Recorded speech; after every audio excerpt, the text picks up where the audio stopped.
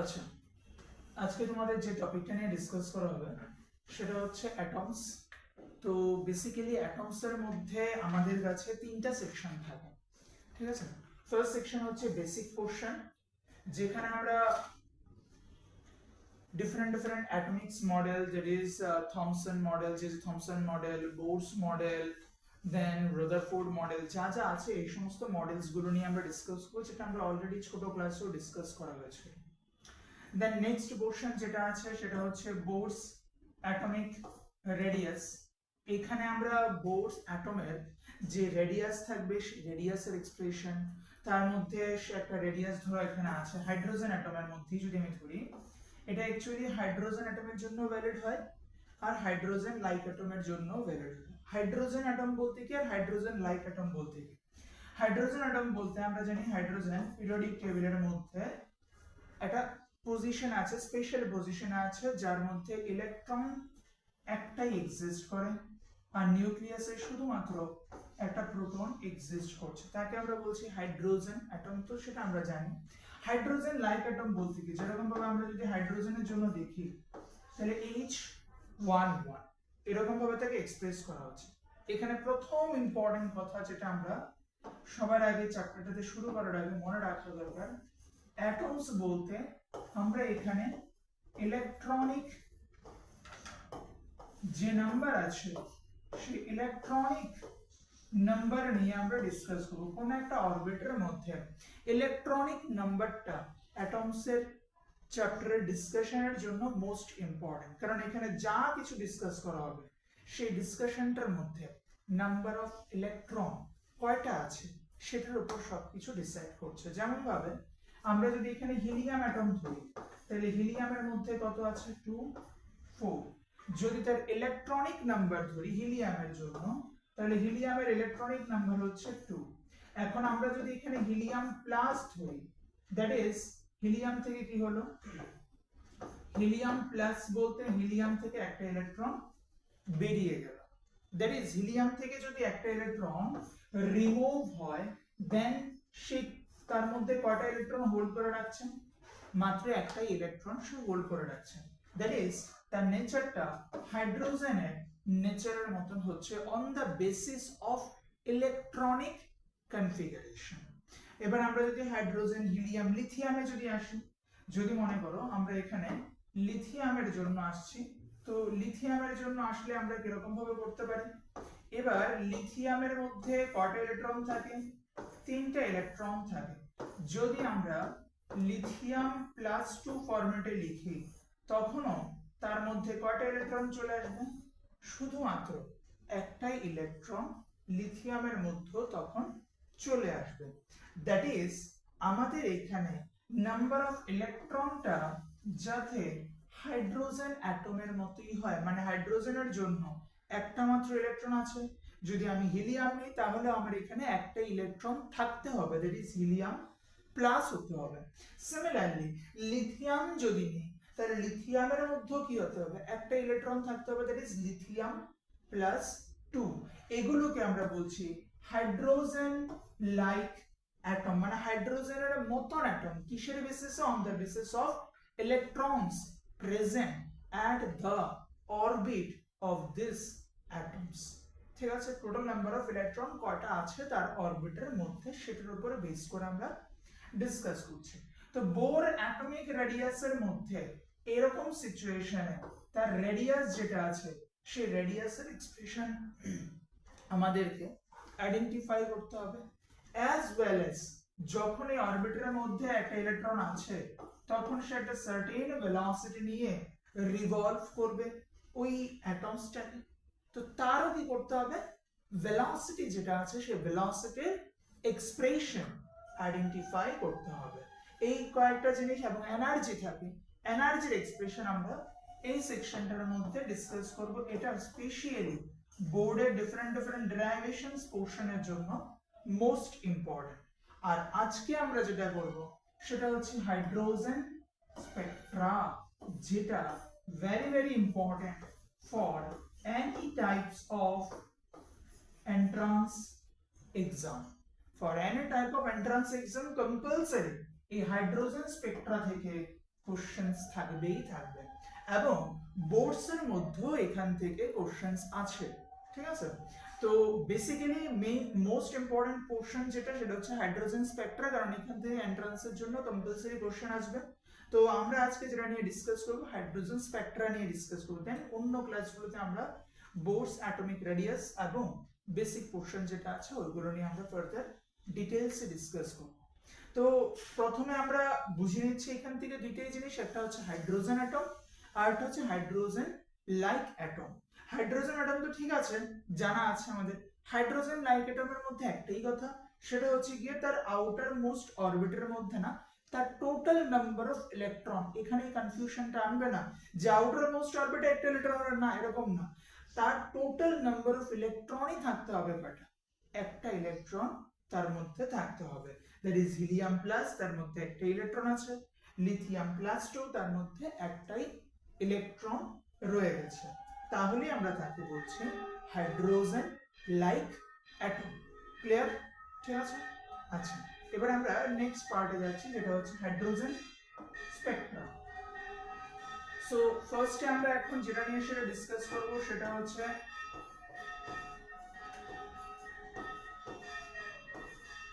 Hydrogen Spectra. এখানে বোঝার মতন অনেকগুলো জিনিস আছে, অনেকগুলো কনসেপ্ট আছে। প্রথমে হচ্ছে স্পেকট্রা। স্পেকট্রা মানে লাইন অফ ইলেকট্রোম্যাগনেটিক ওয়েভস। এখানে আমাদের একটা কনফিউশন থাকে, স্পেকট্রা বলতে কালার হতে হবে, নো, কালার হচ্ছে কি ভিজিবল রেঞ্জের আন্ডারে। কালার হচ্ছে কি ভিজিবল রেঞ্জের আন্ডারে। অ্যাকচুয়ালি আমরা যেটা এখানে অবজার্ভ করব সেটা হচ্ছে electromagnetic waves. Electromagnetic waves basically কি? ইলেকট্রোম্যাগনেটিক ওয়েভস হচ্ছে গিয়ে যদি আমাদের এখানে ইলেকট্রিক ফিল্ড এবং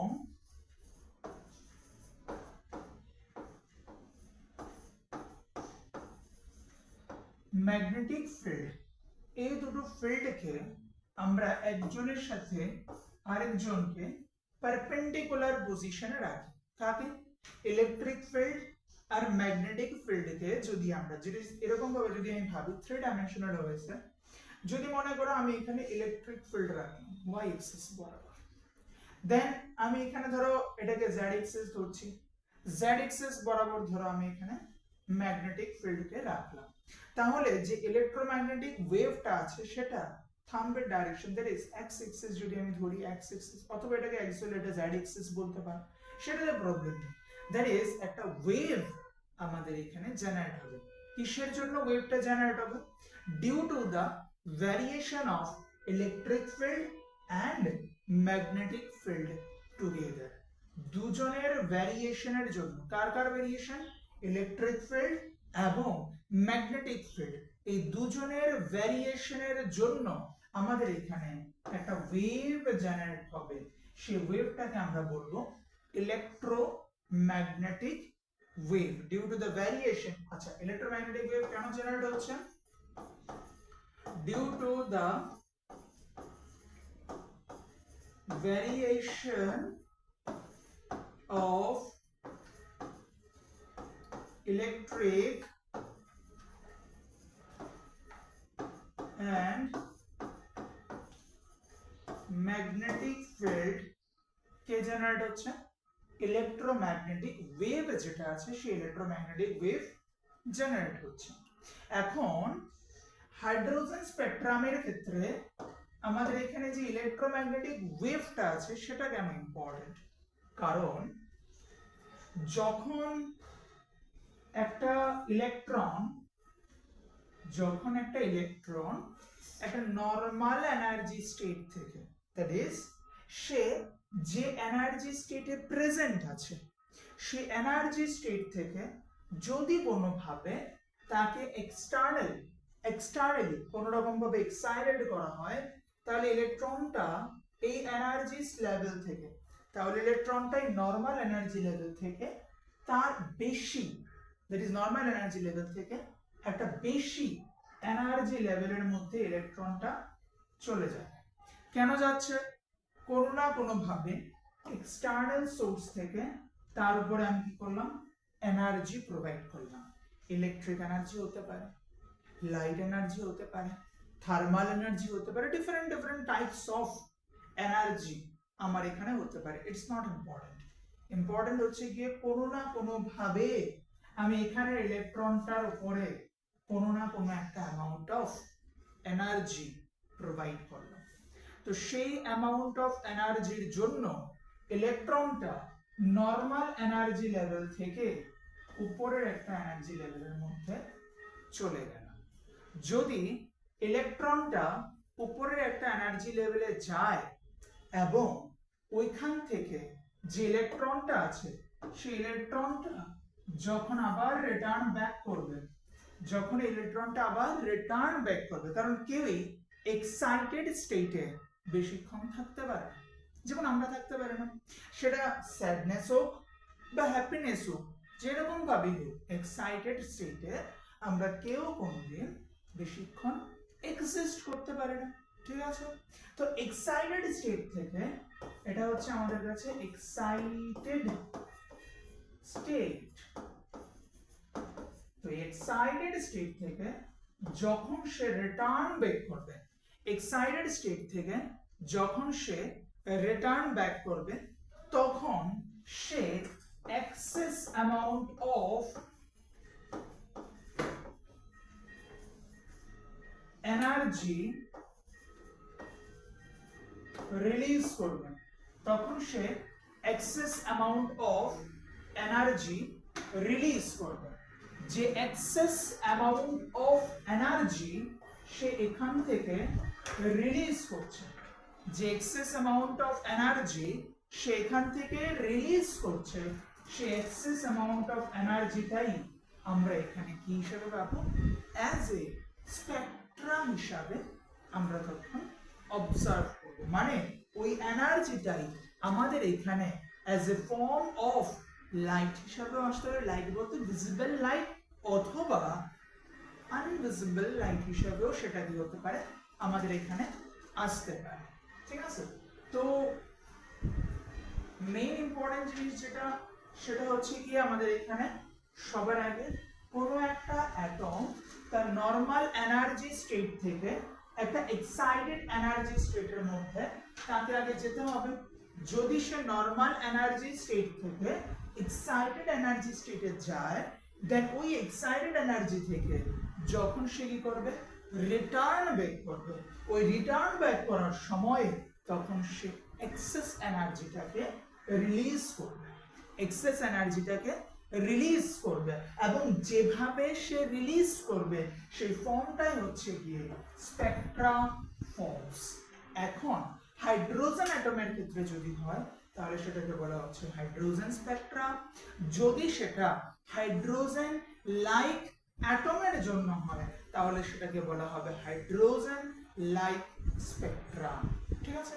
তো এখানে আমাদের কাছে মোস্ট ইম্পর্টেন্ট কোশ্চেন যেটা, সেটা হচ্ছে হাইড্রোজেন স্পেকট্রা। যদি আমরা হাইড্রোজেন স্পেকট্রাটাকে প্রপারলি বুঝতে পারি তাহলে আমরা আরামসে হাইড্রোজেন লাইক স্পেকট্রা যেটা আছে সেটাকেও বুঝতে পারবো। এটা ভেরি ইজি কনসেপ্ট একটা। তো আমরা এখান থেকে নেক্সট যেটা আছে সেটার মধ্যে যাচ্ছি, যদি কারোর না তোলা হয়ে থাকে তাহলে পজ করে তুলে নিও। এখন আমরা হাইড্রোজেন স্পেকট্রার মধ্যে আগে একটা ফর্মুলা লিখি, তারপর জিনিসটাকে আমরা আরো প্রপার ওয়েতে এক্সপ্লেইন করব। অ্যাটমিক ফিজিক্সের মধ্যে একটা জিনিস মনে রাখবে, এখানে কিছু কিছু ফর্মুলা আছে ভীষণ বড় বড় এবং সাম এক্সটেন্ট কিছুটা কমপ্লিকেটেড, মনে রাখার জন্য কমপ্লিকেটেড আছে। যেমন ভাবে এখানে যে RH আছে, সেই RH এর নাম হচ্ছে গিয়ে রিডবার্গ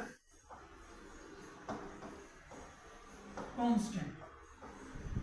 RH এর নাম হচ্ছে গিয়ে রিডবার্গ কনস্ট্যান্ট। একজন সায়েন্টিস্ট, ওনার নাম অনুসারে সেই কনস্ট্যান্টটা রাখা হয়েছে রিডবার্গ কনস্ট্যান্ট। দেন আমরা যদি এখানে ল্যামডা যেটা আছে, সেই ল্যামডাটা হচ্ছে গিয়ে তোমরা অলওয়েজ জানো, ল্যামডা মানে হচ্ছে গিয়ে ওয়েভ লেন্থ। ল্যামডা যেটা আছে সেটা হচ্ছে আমাদের কাছে ওয়েভ লেন্থ। এখন এখানে আমি আরেকটা জিনিস একটু দেখিয়ে রাখি, RH যেটা আছে, RH এর একটা ম্যাথমেটিক্যাল এক্সপ্রেশন আছে, সেই ম্যাথমেটিক্যাল এক্সপ্রেশন হচ্ছে m e to the power 4 divided by 8 h cube c epsilon naught square, c epsilon naught square। এটা হচ্ছে কি আমাদের RH যেটা আছে তার এক্সপ্রেশন। এবার এখানে এই ভ্যালুগুলো বসানোর পর আমরা কি পাবো, এই RH এর একটা নিউমেরিক্যাল ভ্যালু পাবো। আচ্ছা কি কি আছে এখানে, m আছে, m বলতে কি mass of hydrogen, then e বলতে কি চার্জ অফ ইলেকট্রন, দেন 8 তো নিউমেরিক্যাল নাম্বার, h বলতে Planck's constant, c speed of light, আর এপসাইলন নট তো আমরা ইলেকট্রোস্ট্যাটিক থেকেই পাচ্ছি, যেটার মানে হচ্ছে কি electric permittivity in free space. 8.854 into 10 to the power minus কত ছিল, 10 to the power minus 12, 8.854 into 10 to the power minus 12। ঠিক আছে, এগুলো মনে রাখতে হবে। এবার RH যেটা আছে, RH এর একটা নিউমেরিক্যাল ভ্যালু আছে, সেই নিউমেরিক্যাল ভ্যালু কত 1.0974 into 10 to the power 7, 10 to the power 7। তার একটা ইউনিট আছে, সেই ইউনিটটা কি মিটার ইনভার্স।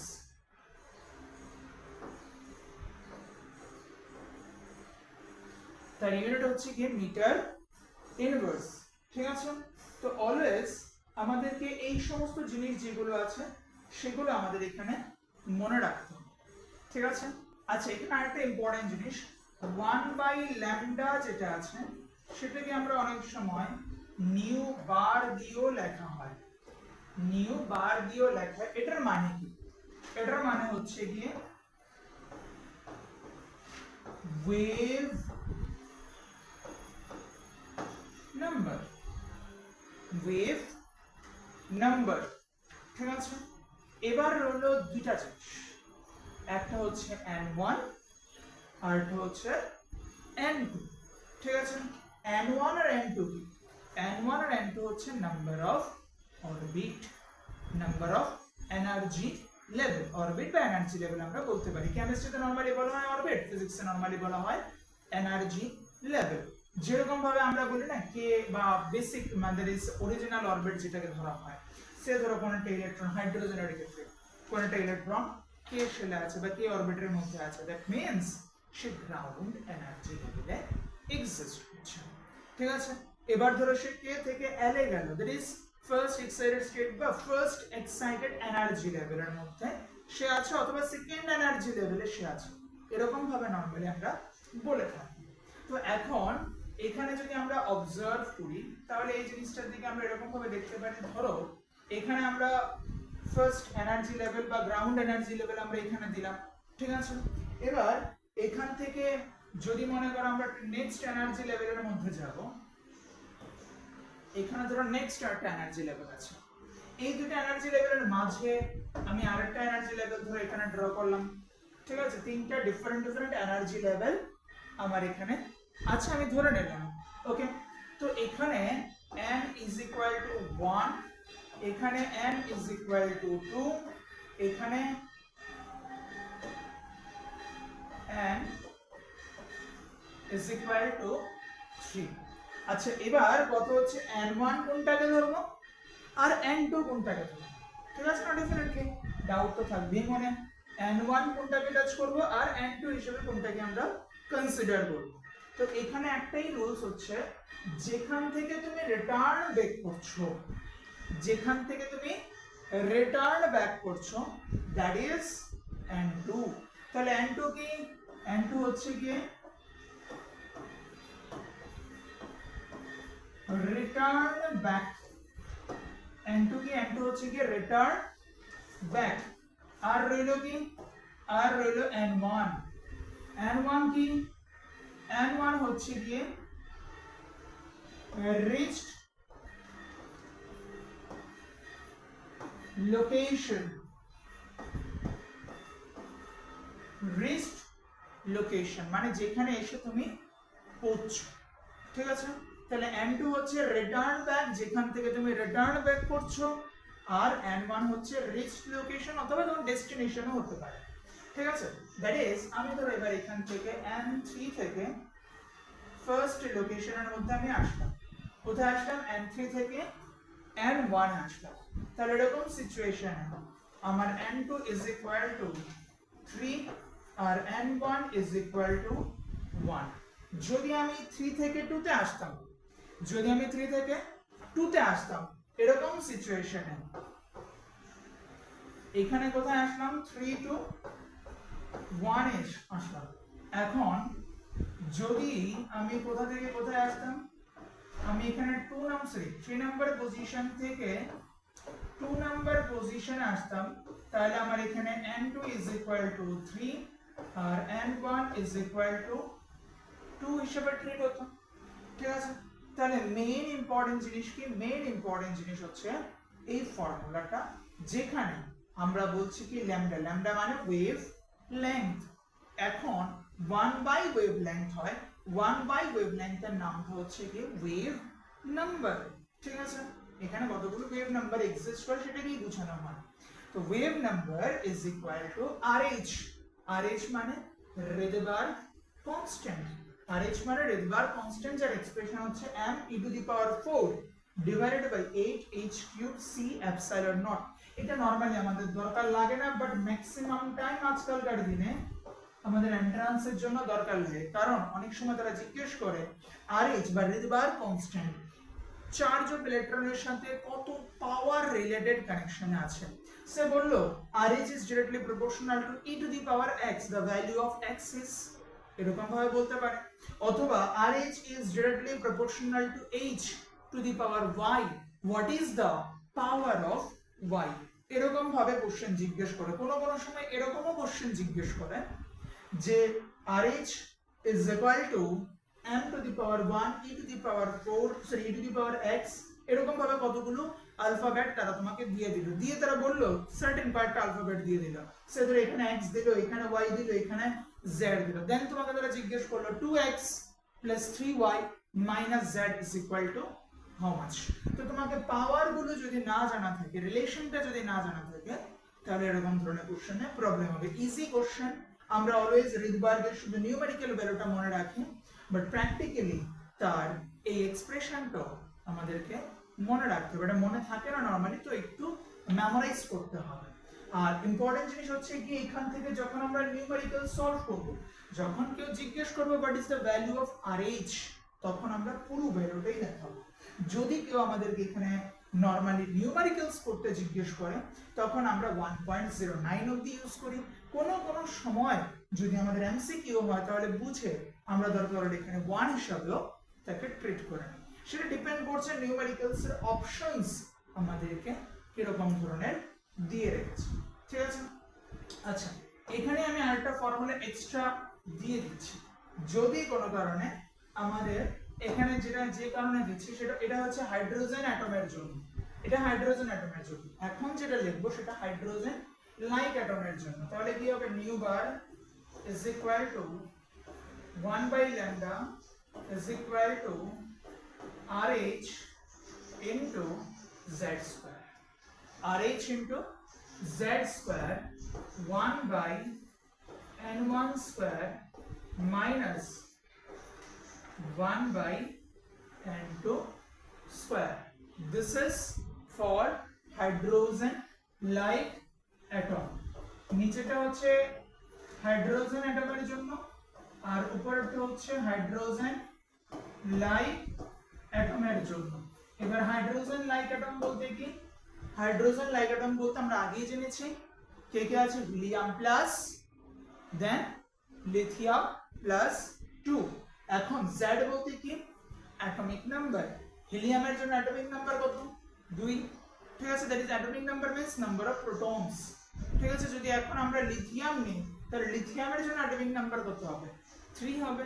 দ্যাট ইজ এই যে সিম্পল বেসিক কনসেপ্ট আছে, সেই বেসিক কনসেপ্টের উপরে বেস করে আমাদের এখান থেকে তারা কোশ্চেনসটা প্রায় সময় জিজ্ঞেস করে থাকে, ঠিক আছে? তো আমাদেরকে এই যে টপিকটা আছে এই টপিকটার উপর ফার্দার আরো ডিটেইলসে ডিসকাস করব। এখনই আমরা ডিটেইলসে ডিসকাস করব। ফর্মুলাটা একবারের জন্য একটু তুলে নাও, যেখানে যেখানে ডাউট থাকবে আমাকে ডেফিনেটলি জানাবে। তোমাদের কোনো ডাউট থাকলে এই জায়গাটাতে, আশা করি থাকবে না, যদি থাকে তাহলে ডেফিনেটলি জানাবে। তুলে নাও এটা। ওকে, নেক্সট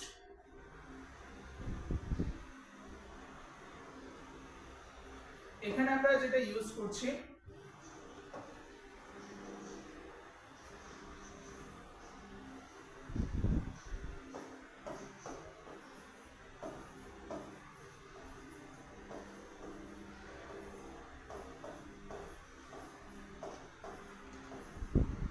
হাইড্রোজেন স্পেকট্রা। এবার এই হাইড্রোজেন স্পেকট্রা বেসিক্যালি কি কি নাম হতে পারে তার সেই টোটাল নামগুলোর দিকে আমরা একবার একটু ফোকাস করছি, এবং নামগুলো কিসের বেসিসে এসছে এগুলোকে আমরা ডিটেইলসে ডিসকাস করব। প্রথমেই হচ্ছে গিয়ে হাইড্রোজেন স্পেকট্রা, বা অ্যাকচুয়ালি এটার নাম অরিজিনাল নাম হচ্ছে hydrogen spectral series. Hydrogen spectral series first যেটা আছে সেটা হচ্ছে কি আমাদের এখানে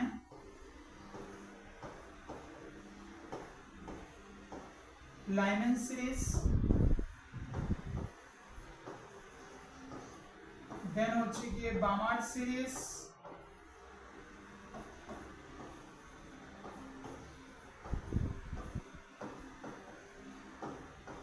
দেন হচ্ছে কি পাস্টেন সিরিজ,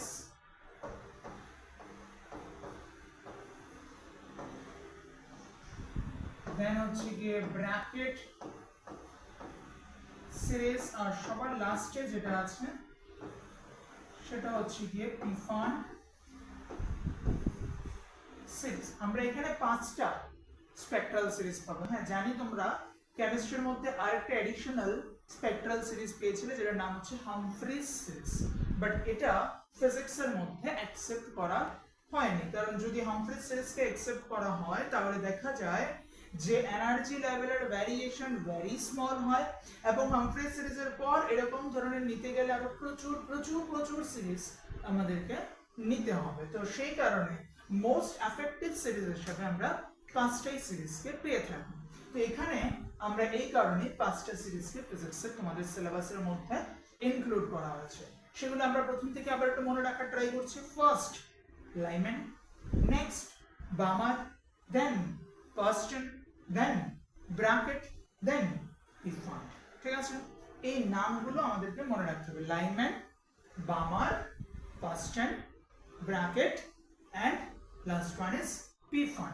আচ্ছা, এবার এখানে কথা হচ্ছে গিয়ে যে এই স্পেকট্রাল সিরিজগুলোর স্পেশালিটি বা এদের আইডেন্টিফিকেশন আমরা কিরকম ভাবে করতে পারি। যেমন এখানে সবগুলোর আইডেন্টিফিকেশনের জন্য ইম্পর্টেন্ট হচ্ছে গিয়ে n1 এর ভ্যালু। মেইন আইডেন্টিফিকেশন হচ্ছে n1। n1 কি ছিল একটু দেখে আসি আমরা। n1 হচ্ছে ডেস্টিনেশন পয়েন্ট, যেখানে এসে আমি পৌঁছি, ডেস্টিনেশন লোকেশন। তো এখানে আমার কাছে ইম্পর্টেন্ট কে ডেস্টিনেশন লোকেশনই আমার এখানে ইম্পর্টেন্ট হচ্ছে। তো আমরা এখানে কাকে বেশি প্রায়োরিটি দেব? অবভিয়াসলি ডেস্টিনেশন লোকেশন যেটা আছে সেই ডেস্টিনেশন লোকেশনকে আমরা এখানে প্রায়োরিটি দেব। তো এখানে আমাদের প্রথম n1 ইজ ইকুয়াল টু কত হতে হবে? n2 ইজ সবার ক্ষেত্রেই n1।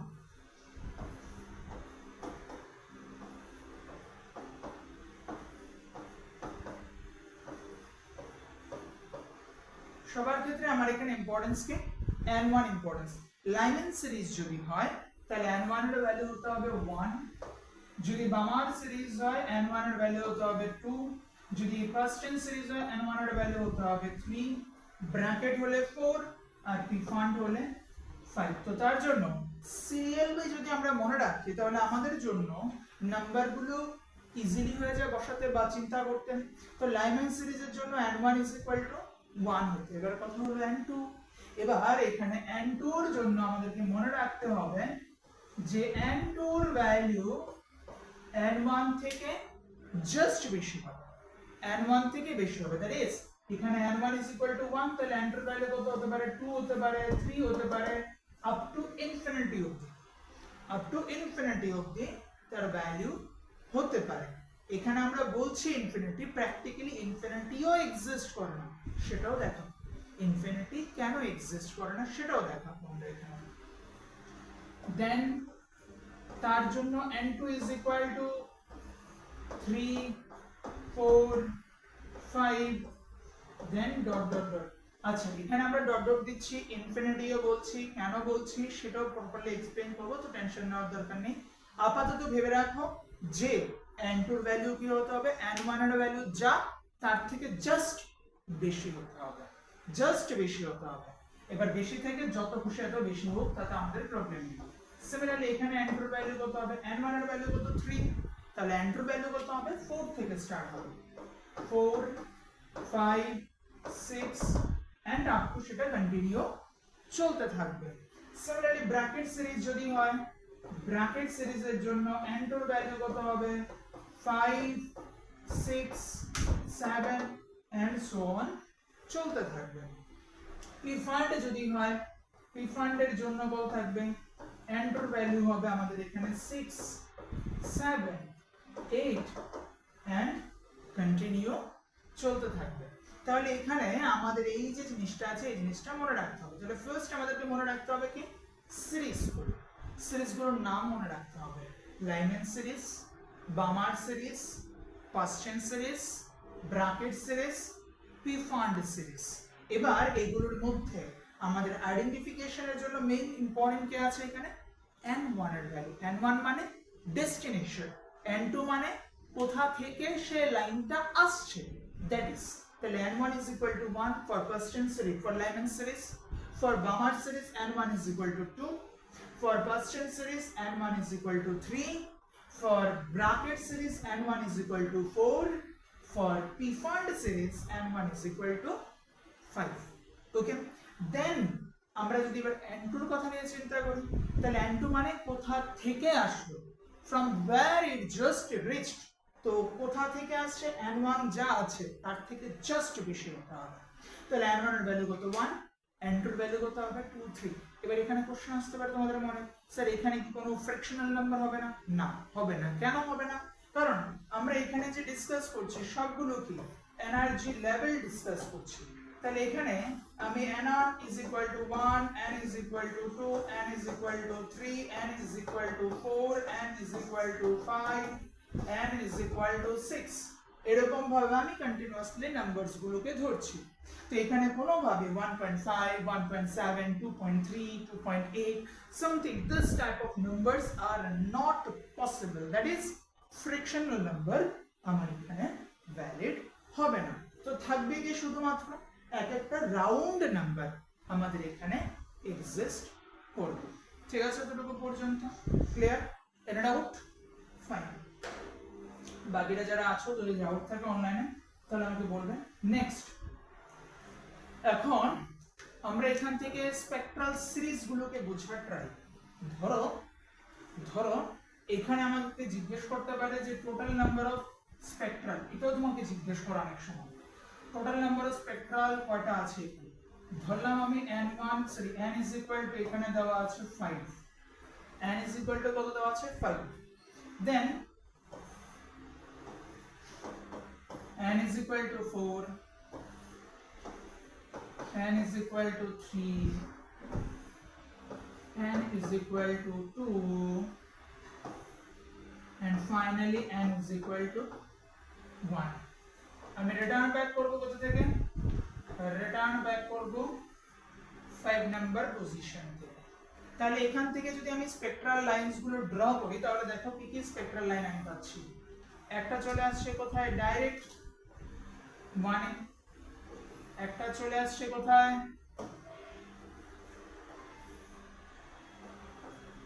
5 থেকে 2 তে, 5 থেকে 3 তে, 5 থেকে 4। এখান থেকে আমি একটা লাইন ড্র করলাম, আগে দেখে নাও তারপর বুঝবে এটা। দেন 4 এ দেখো আমি এখান থেকে কোথায় আসছি? 5 টু ডাইরেক্ট 1 আসা যায়, 5 টু ডাইরেক্ট 2 তে, 5 টু ডাইরেক্ট 3 তে, 5 টু ডাইরেক্ট 4 এ আমি আসতে পারবো। দেন ধরো আমি 4 এ তো আসলাম, এবার 4 থেকে আমি কোথায় কোথায় যেতে পারি? 4 থেকে আমি ডাইরেক্ট 1 এ যেতে পারি, 4 থেকে আমি ডাইরেক্ট 2 তে যেতে পারি, 4 থেকে ডাইরেক্ট আমি 3 তে যেতে পারি। শেষ। দেন 3 তে আসলাম, 3 থেকে আমি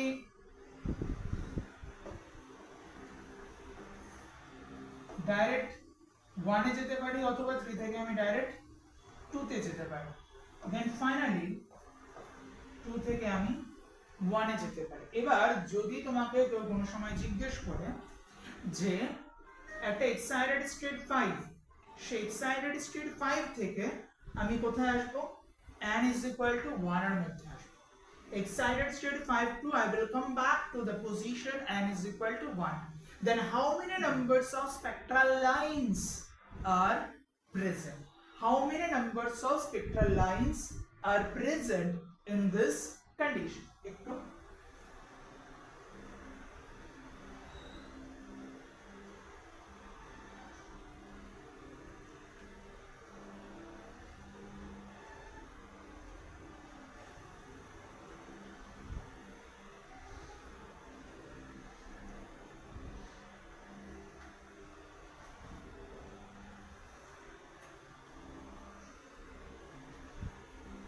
আচ্ছা, এবার এখানে যদি আমি দেখি যে স্পেকট্রাল সিরিজগুলোর মধ্যে কি কি আছে, তাহলে এখানে তুমি দেখতে পাবে কয়টা স্পেকট্রাল সিরিজ আমি পাচ্ছি, জাস্ট কাউন্ট করে। তাহলে এখানে কাউন্টিং যদি আমরা স্টার্ট করি, তাহলে এখানে দেখো কাউন্টিং এর মধ্যে আমরা কি কি পাচ্ছি? 1 2 3 4 5 6 7 8 9 and 10. ওকে, তাহলে এখানে how many numbers of lines are present? 10 numbers of lines are present. ঠিক আছে, যদি 5 থেকে 1 এর মধ্যে চলে আসে তাহলে কতগুলো লাইনস? 5টা লাইন। এরকম ভাবে তারা আমাকে 6 থেকেও জিজ্ঞেস করতে পারে, 4 থেকেও জিজ্ঞেস করতে পারে, তাহলে আমরা কাউন্ট কি রকম ভাবে করব? সিম্পলি এরকম ভাবে টেকনিক্যালি আমরা ড্র করে নিই। এবার বলতে পারো স্যার এখানে কোনো ফর্মুলা নেই। দেখো, ফর্মুলা যতটুকু সম্ভব ব্রেনের উপরে না রাখাটাই বেটার। কেন? কারণ যেখানে যেখানে আমার দরকার আছে ফর্মুলা, ওইখানে আমি ইউজ করব ফর্মুলা। যেখানে যেখানে আমার ফর্মুলা মনে রাখলে প্রবলেম বাড়বে, সেখানে দরকার নেই। কারণ তুমি যদি মনে করো ক্লাস 11 এবং 12 স্ট্যান্ডার্ডে নেই করে হলো টোটাল প্রায় 750 মতন ফর্মুলা আছে। At the time of exam ওই ফর্মুলাগুলো তোমার কিন্তু অবস্থা খুব খারাপ হবে। তো তার জন্য যতটুকু পসিবল টেকনিক অ্যাপ্লাই করো, ফর্মুলা কম মনে রাখার ট্রাই করো। কারণ ফর্মুলা প্রায় সময় পরীক্ষা হলে গিয়ে কনফিউশন লাগে। এরকম ভাবে বলছি, যেমন দেখো এখানে আমাদের কাছে ফর্মুলাটা আছে, আজকে তুমি পড়ছো, ফাইন, মনে আছে m e to the power 4 8 h cube c epsilon naught square। পরীক্ষা হলে গিয়ে তোমার ডাউট আসতেই পারে, h কি স্কয়ারে ছিল না h কিউবে ছিল, c কি শুধু c ছিল নাকি c তার সাথে স্কয়ার ফরম্যাটেও ছিল। কারণ একটা এক্সপ্রেশন না, এরকম ধরনের আরো প্রচুর এক্সপ্রেশন পাবে। এবার যদি কোনো কারণে পরীক্ষা হলে গিয়ে তোমার মনের মধ্যে আসে কোনো কারণে h স্কয়ার ফরম্যাটে, শেষ হয়ে গেল কাজ। ঠিক আছে, তো এই কারণে অলওয়েজ যতটুকু পসিবল ফর্মুলা কম মনে রাখার ট্রাই করো, টেকনিক বেশি মনে রাখার ট্রাই করো। এটা তোমার জন্য ডেফিনেটলি হেল্পফুল। তো এখানে আমরা স্পেকট্রাল লাইন, এবার আমরা যদি এখান থেকে জাস্টিফাই করার ট্রাই করতে চাই, তাহলে দেখো 5 টু 1 এর মধ্যে যারা যারা 1 এ এসছে, this are the Lyman series. যদি আমাকে এখানে থেকে জিজ্ঞেস করো 5 টু 1 এর মধ্যে আসলাম, total number of Lyman series কয়টা আছে? তাহলে লাইমেন সিরিজ কয়টা পাচ্ছ? একটা, দুইটা, তিনটা, চারটা। টোটাল লাইমেন সিরিজের আন্ডারে কয়জন আছে? শুধু 4 জন। কারণ যেখান থেকে খুশি এখানে আসো, আই ডোন্ট কেয়ার। আমার এখানে ইম্পর্টেন্ট কি? ইম্পর্টেন্ট হচ্ছে ফাইনাল ডেস্টিনেশন কোথায়। ফাইনাল ডেস্টিনেশন হচ্ছে গিয়ে 1 নম্বর position. Due to that reason আমার এখানে টোটাল কয়টা লাইন আমি পাচ্ছি? 4টা লাইন পাচ্ছি। তাহলে লাইমেন সিরিজের আন্ডারে টোটাল লাইন কয়টা হবে আমার এখানে? 4টা হবে। যদি আমি এবার মনে করি যে না, আমরা এখানে কি চিন্তা করব? লাইমেন না, বামার সিরিজ চিন্তা করব। তাহলে বামার সিরিজ মানে কোথায় আসতে হবে? বামার সিরিজ মানে আমাকে আসতে হবে 2 নাম্বার পজিশনে। ঠিক আছে, 2 নাম্বার পজিশনে যদি আমি দেখি তাহলে এখানে আছে একজন, দুইজন, তিনজন। তাহলে টোটাল বামার সিরিজের জন্য আমার লাইন কটা আছে? 3টা আছে। ঠিক আছে, বামার সিরিজের লাইন কটা আছে? 3টা আছে। কারণ কোথা থেকে আসলাম? This is not important. Important কি? ইম্পর্টেন্ট হচ্ছে আমি এখানে 2 নাম্বার পজিশনে এসেছি নাকি আসিনি। যদি এসে থাকে দেন ওকে ফাইন, যদি না আসে দেন দেয়ার ইজ অ্যান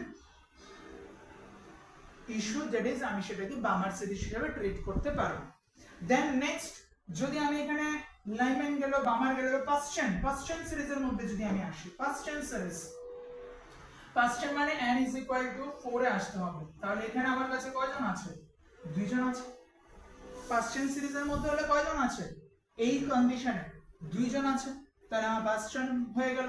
এবার যদি আমাকে কেউ জিজ্ঞেস করে লাইম্যান বামার পাশ্চেন, দেন কে আসে? ব্র্যাকেট আসে। ব্র্যাকেটের জন্য কি আছে? ব্র্যাকেটের জন্য শুধুমাত্র এই ভদ্রলোকই আছে আমাদের কাছে। ঠিক আছে, শুধুমাত্র এই ভদ্রলোক। That is how many numbers of lines are present, spectral lines are, how many numbers of spectral lines are present which comes under the bracket series? Only one. ঠিক আছে, Lyman series, Balmer series, Paschen series, bracket series and last কি হবে? p-fund। p-fund হতে গেলে কি হতে হবে? 6 থেকে আমাকে এখানে আসতে হবে। ঠিক আছে, যদি আমরা মনে করি এটার মধ্যে in addition নিয়ে নেব n is equal to 6, যদি মনে করো আমরা এখানে ইন এডিশন 6 নিয়ে নেব, তোমরা একটা ডায়াগ্রাম ড্র করে নিও। যদি আমরা ইন এডিশন একটা 6 নিয়ে নিতে চাই, তাহলে আমরা এটাকে এক্সটেন্ড করে দিলাম। এক্সটেন্ড করব, শুধু এদিকের পোরশনে এক্সটেন্ড হবে, আর অন্য কিছু এক্সটেন্ড হবে না। তাহলে দেখো এখানে 6 থেকে যদি আসতে হয়, তাহলে 6 থেকে একটা ডাইরেক্ট চলে আসবে 1 এ, 6 থেকে একটা ডাইরেক্ট চলে আসবে 2 তে, 6 থেকে डायरेक्ट 3 তে, 6 থেকে ডাইরেক্ট 4 এ এন্ড 6 থেকে ডাইরেক্ট 5 এ চলে আসবে। দেন 5 থেকে ফার্দার কন্টিনিউ হবে। ঠিক আছে, তো সেম ভাবে আমার এখানে যদি স্পেকট্রাল সিরিজকে কাউন্ট করতে হয়, তাহলে আমরা এরকম ভাবে তাকে কাউন্ট করতে পারি। ঠিক আছে, Lyman, Balmer, Paschen, Brackett and p-fund series, আমাদেরকে এই জিনিসটা মনে রাখতে হবে। ঠিক আছে, আচ্ছা নেক্সট আমরা এখান থেকে যেটা নিয়ে ডিসকাস করব, আরটা হচ্ছে গিয়ে আমরা একটু পিছনে যাচ্ছি। এই যে সিরিজগুলো আছে, এই সিরিজগুলোর সাথে আমরা আরেকটা জিনিসকে এখানে ইনক্লুড করতে চাইব, সেটা হচ্ছে গিয়ে লাইম্যান সিরিজ যখন আমাদের কাছে থাকে, তখন যে স্পেকট্রাল লাইনটা পাওয়া যায় সেটা হচ্ছে UV spectral line, that is ultraviolet, that is electromagnetic ওয়েভটা পাবো। বামার সিরিজ হচ্ছে একমাত্র সিরিজ যেটা আমরা খালি চোখে দেখতে পাই, বিকজ সেটা হচ্ছে ভিজিবল লাইট বা ভিজিবল স্পেকট্রাম যেটা আছে, সেই ভিজিবল স্পেকট্রার আন্ডারে পড়ছে। কোনটা? বামার সিরিজ। ভিজিবল স্পেকট্রার আন্ডারে আমাদের এটা পড়ছে বামার সিরিজ। লাইম্যান সিরিজ কার আন্ডারে পড়ছে? ইউভির আন্ডারে পড়ছে। দেন পাশ্চেন, ব্র্যাকেট এন্ড p-fund, এই তিনজন কার আন্ডারে পড়ছে? এই তিনজন আমাদের এখানে পড়ছে গিয়ে তোমার থার্মাল রেডিয়েশন বা ইনফ্রারেড রেডিয়েশন or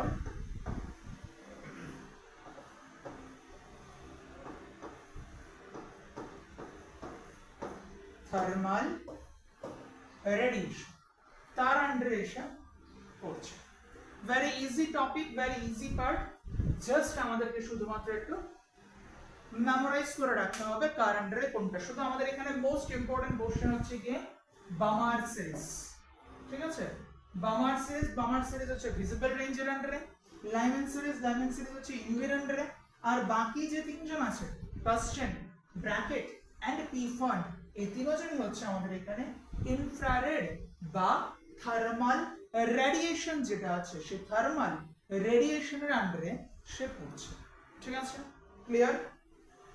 আচ্ছা, তাহলে এবার আমরা এখান থেকে যেটা দেখেছিলাম এর আগের কোশ্চেনে, এরকম ভাবে আমরা স্পেকট্রাল সিরিজকে আইডেন্টিফাই করতে পারি। ঠিক আছে, এখন এখানে আমরা যে কোনো স্পেকট্রাল সিরিজের মধ্যে এন্ট্রান্স যে কোনো স্পেকট্রাল সিরিজের মধ্যে যে বেসিসের উপরে আমাদেরকে কোশ্চেন জিজ্ঞেস করে সেটা হচ্ছে কি ম্যাক্সিমাম টাইম তারা আমাদেরকে জিজ্ঞেস করে শর্টেস্ট ওয়েভলেংথ অথবা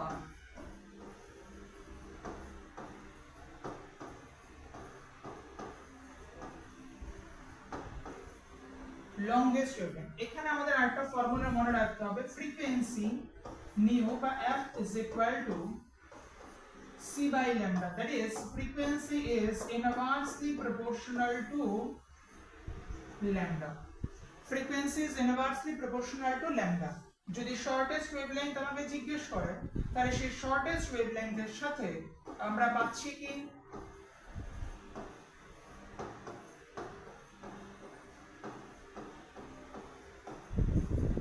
লংগেস্ট ফ্রিকোয়েন্সি, এবং লংগেস্ট ওয়েভলেংথের সাথে আমরা পাচ্ছি কি শর্টেস্ট ফ্রিকোয়েন্সি বা কেউ কেউ এটাকে স্মলেস্ট এন্ড গ্রেটেস্ট ফ্রিকোয়েন্সি হিসেবেও ডিফাইন করে। কোশ্চেনের মধ্যে ঠিক থাকে না, গ্রেটেস্ট দিয়েও জিজ্ঞেস করে অথবা শর্টেস্ট বা লংগেস্ট হিসেবেও তারা অনেক সময় জিজ্ঞেস করে থাকে। ঠিক আছে, তো এটাতে তোমাদের কোনো সমস্যা নেই আমি জানি। তো এখানে কথা হচ্ছে গিয়ে শর্টেস্ট ওয়েভলেংথ যখন হবে কোন সময় আমি ওয়েভলেংথটা শর্টেস্ট ওয়েভলেংথ পাবো, অথবা কোন সময় আমি লংগেস্ট ফ্রিকোয়েন্সিটা পাবো। আচ্ছা, এখানে যদি আমি অবজার্ভ করি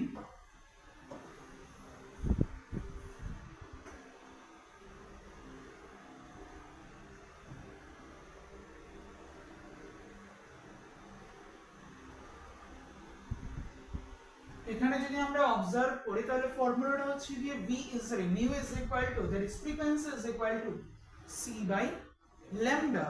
আমরা এখান থেকে পাচ্ছি শর্টেস্ট আর লংগেস্ট এই দুটো জিনিস নিয়ে আমরা এখানে চিন্তা করি আগে। ওকে, ফর্মুলা কি? ফর্মুলা হচ্ছে 1 by lambda is equal to r into 1 by n1 square minus 1 by n2 square, 1 by n1 minus 1 by n2 square। এতে হবে কি শর্টেস্ট ওয়েভলেংথ অথবা লংগেস্ট ফ্রিকোয়েন্সি। লংগেস্ট ফ্রিকোয়েন্সি বলতে কি? লংগেস্ট ফ্রিকোয়েন্সি বলতে energy E is equal to কি h into frequency, energy is equal to की h into frequency। h बोलते हैं प्लैंक्स कांस्टेंट और nu बोलते हैं फ्रीक्वेंसी। सिंपल कॉन्सेप्ट, ঠিক আছে? তাহলে আমার এখানে যদি শর্টেস্ট ওয়েভলেংথ হতে হয় তাহলে ফ্রিকোয়েন্সি কি হতে হবে? লংগেস্ট ফ্রিকোয়েন্সি বা হাইয়েস্ট ফ্রিকোয়েন্সি হতে হবে। হাইয়েস্ট ফ্রিকোয়েন্সি হতে হলে আমার এখানে কি হতে হবে? এটা যদি n is equal to আমি 1 ধরি তাহলে এই এনার্জি গ্যাপটা কি হতে হবে? সবথেকে বেশি। এই এনার্জি গ্যাপটা তখনই বেশি হবে যদি n2 এর ভ্যালু কি হয়? ইনফিনিটি হয়। আমি আবার বলছি, ডোন্ট বি কনফিউজড।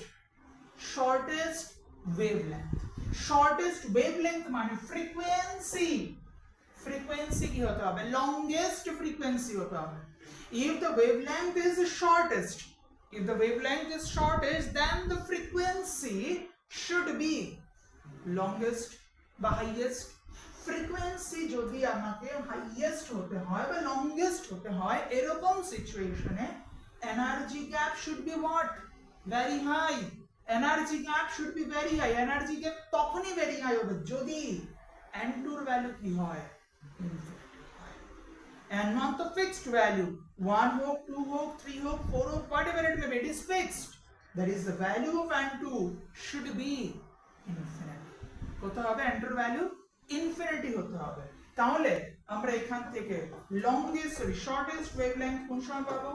যদি r is equal to 1 by n1 square minus 1 by infinity square। তো 1 by infinity মানে কত? 0, that is r into 1 by n1 square। This is the expression of shortest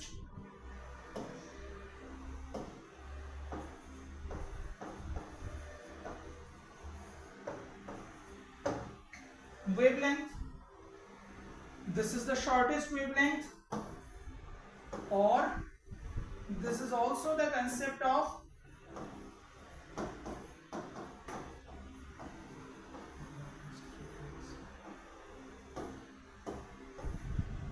longest frequency. This is the simple conception of shortest wavelength, or this is the simple conception of longest frequency. Simple topic. Okay, shortest wavelength or longest frequency. Then we will discuss about just the opposite concept. I mean to say that longest wavelength. Now we will discuss about longest wavelength. So longest wavelength কি হলো, just তার opposite টা হবে longest wavelength. কিরকম ভাবে দেখাচ্ছি just তুলে নাও আগে।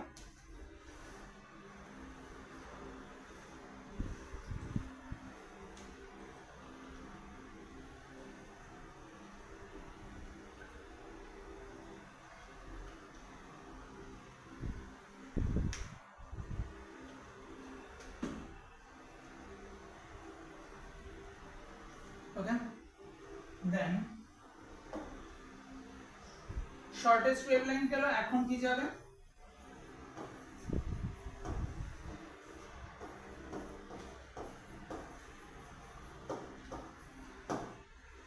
longest wavelength, অথবা তাকে আমরা বলতে পারি কি shortest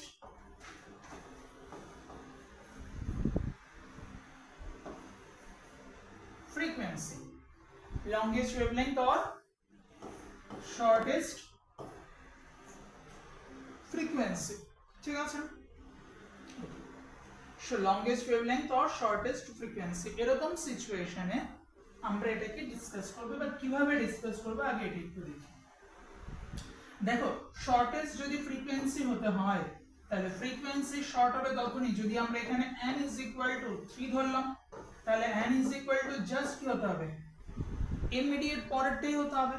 তাহলে এদের মধ্যে কি আছে, shortest frequency, shortest energy gap. Frequency বলতে কি, frequency means energy gap.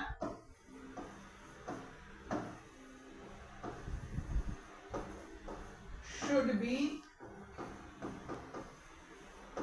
shortest for that provided condition. তোমাকে যে কন্ডিশনটা প্রোভাইড করা হয়েছে, সেটার মধ্যে the energy gap should be shortest. ওকে, তাহলে একমাত্র সেটা তখনই পসিবল হবে যদি তোমাকে বলা হয় যে আমার ডেস্টিনেশন কোথায় 3, তাহলে তার ইমিডিয়েট পরেরটা কোথায় 4। যদি তোমাকে বলা হয় যে তোমার ডেস্টিনেশন হচ্ছে 4, তাহলে তার ইমিডিয়েট আগে কোনটা আছে 5, তাহলে 5 থেকে আসতে হবে। যদি তোমাকে বলা হয় না তোমার ডেস্টিনেশন 1, তাহলে তোমাকে আসতে হবে কোথা থেকে, n = 2 থেকে। দ্যাট ইজ যেটা তোমার ডেস্টিনেশন তার জাস্ট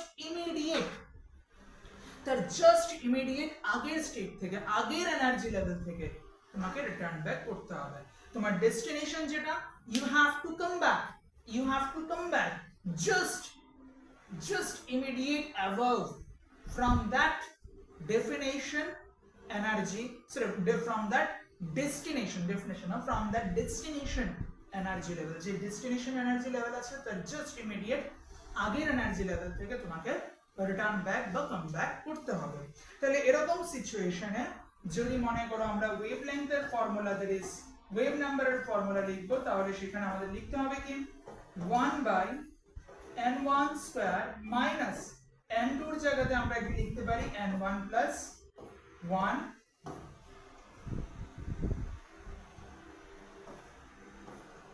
হোল স্কয়ার। n1 আর n2 এর ভ্যালু কত হচ্ছে এখানে, the value of n2 is equal to n1 + 1। আগেরটাতে কি ছিল,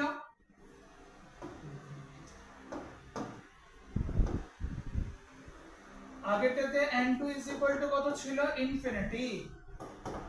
আগের কেসটাতে n2 = কত ছিল, ইনফিনিটি ছিল, n2 = ইনফিনিটি। তাহলে কি ছিল শর্টেস্ট ওয়েভলেংথ অথবা longest frequency, shortest wavelength or longest frequency, most important for entrance questions. Then এখানে আমরা কি পাচ্ছি, এখান থেকে আমরা পাচ্ছি যে যদি আমাদের লংগেস্ট ওয়েভলেংথ বা শর্টেস্ট ফ্রিকোয়েন্সি করতে হয় তাহলে ডেফিনেটলি n2 যেটা আছে সেই n2 এর ভ্যালু কত হতে হবে, n2 should be equal to n1 plus 1, n2 should be equal to n1 plus 1। এখান থেকে আরেকটা জিনিস আমাদেরকে মনে রাখতে হবে, তুলে নাও। নেক্সট আমরা এখান থেকে আরেকটা জিনিস মনে রাখবো, সেটা হচ্ছে আমরা তো পেয়েছিলাম রিডবার্গ কনস্ট্যান্ট,